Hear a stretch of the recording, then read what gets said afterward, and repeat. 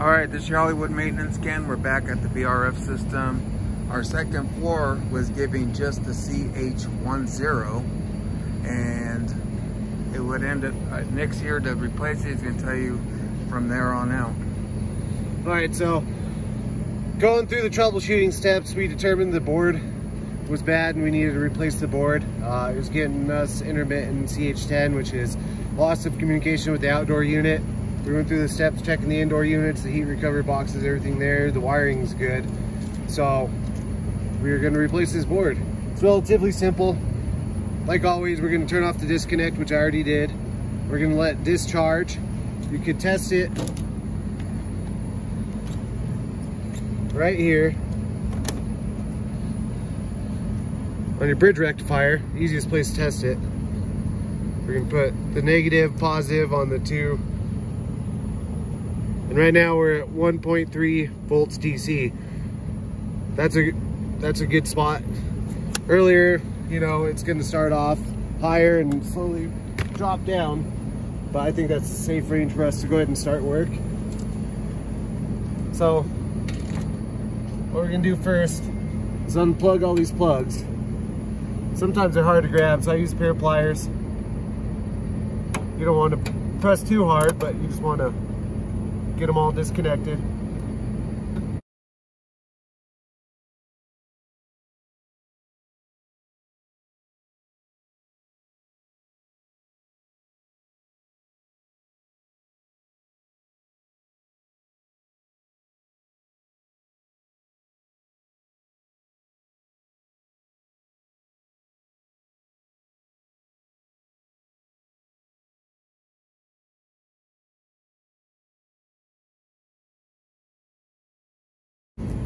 It's always good to take a picture of your whatever you're disconnecting to, so you don't have to go chasing down the, you know, wires on a wiring diagram. I always take a before picture, so that way, you know, if it's not color coded like it is right now, at least you'll have a reference point. Especially when it's cold out, you want to be real gentle if you're using pliers like me, because if you break one of these plugs, it's a real pain to order in a new one. All right, so we got all our wires disconnected. Go ahead and start pulling the screws on the board mount.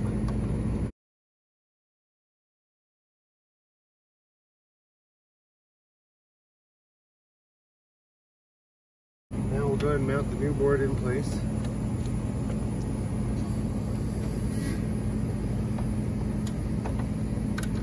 Point out that little picture to the bottom left of my screen over there. I think that's the guy who created this VRF system. Put his picture right on there. Proud. Yeah, that is actually the inspector from the factory. I've always found it funny that they include their picture, you know, just in case there's a problem, you go and hunt them down. All right, so I got those screwed in. I'm gonna pull up my picture just as reference. Makes plugging in this stuff much faster.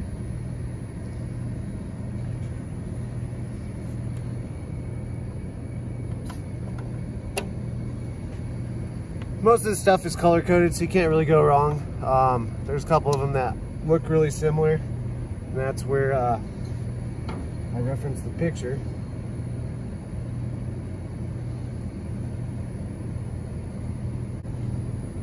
If you guys have a VRF system, call CMS. Yeah, if you're in the Colorado area. Ask for Nick by name.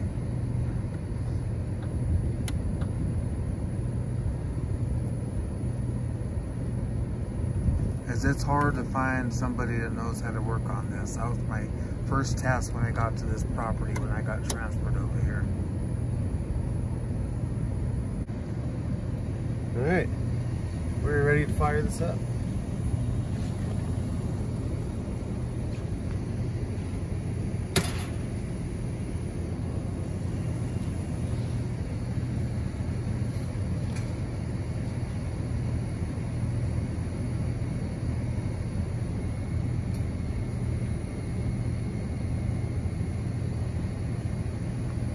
There's a 3-minute startup process.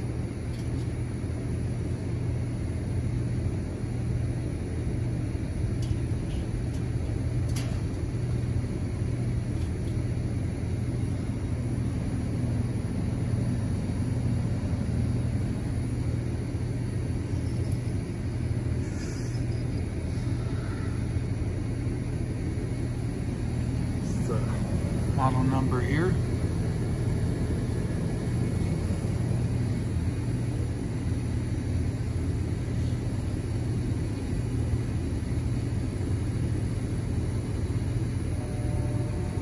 While we're waiting for the startup, we have 2 compressors in here.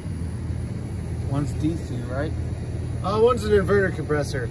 So it's actually variable speed. And what controls that is you have incoming AC voltage. It goes through the bridge rectifier to the inverter board where it turns it back into 3-phase. Now there's a lot of boards in here that all work together to make this happen.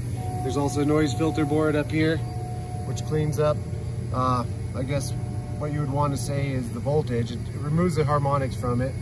And what you can't see behind this board is actually a reactor which does the same thing for the DC voltage, leaving the bridge rectifier.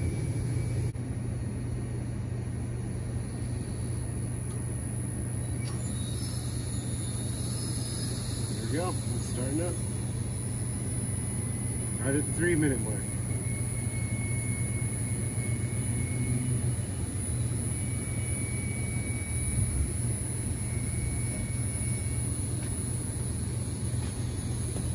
So as it's starting it up, I usually take this time to start putting the panels back together.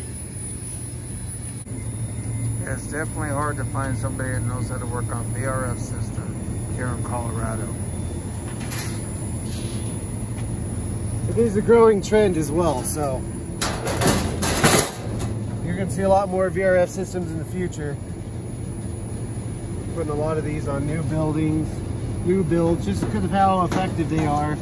When you have a large space, VRF systems are able to essentially transfer heat from one end of the building to the other. So if you have one end of the building that's hot and another end of the building that's cold, you could run heating and cooling simultaneously. It actually takes some of the heat from the hot side of the building and transfer it to the cold side, and it's a really cool concept.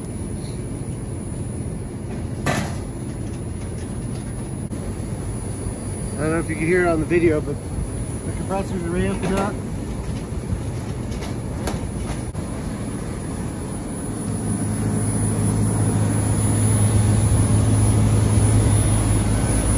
It's all for hail. Should put hail guards on this.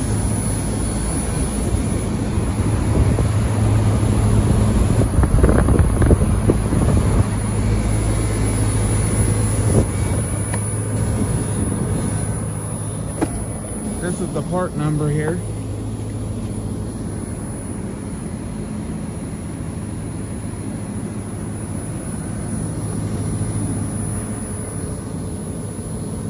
Leave that part number in the description below.